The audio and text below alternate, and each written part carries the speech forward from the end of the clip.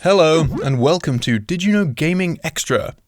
Mario Kart has always been a fun game for children and adults alike. Mario and his friends have some heated battles and races, and taunting each other is all part of the fun.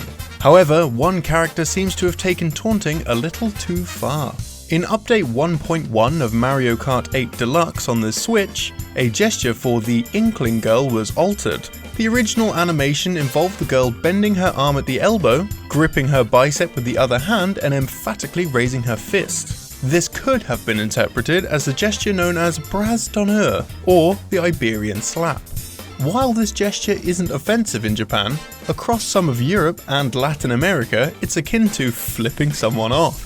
In the update, the gesture was changed so that the Inkling Girl just raised her fist to her opponents in a movement that looked more like a cheer. From one Nintendo kart racer to another, let's talk about Diddy Kong Racing. Within the game's data are two unused characters, but the only way of accessing these in-game is by using a cheat device, you scumbag. The first of these unused characters is the pterodactyl seen flying in the Hot Top Volcano stage. Using action replay codes, players can set up a race where every character is the pterodactyl. Regardless of whether the player or the AI wins these races, the "You Lose" jingle will play. The game may believe that a pterodactyl crossing the finish line means that the player has lost. This suggests that the player is supposed to race against it as a main character. But because the game only detects the pterodactyl crossing the finish line, it's assuming the player has lost. The pterodactyl also had an unused "getting hit" sound effect, which adds to the idea of there being a planned pterodactyl boss. The second character is a snowball, which follows a similar set of rules in its AI to the boos featured in Super Mario. If racing is this snowball, the player is unable to move. It's great. However, computer players can proceed through the stage as long as the player is facing away from them. This means that their movement is never seen, as they remain completely static when in view. From one unused feature in a racing game to another, Penta Penguin of Crash Team Racing, who is unlockable by using in-game cheat codes, has unfinished programming in the game's North American version. Acquiring the masked power-up will display an Uka Uka icon, but will summon Aku Aku instead.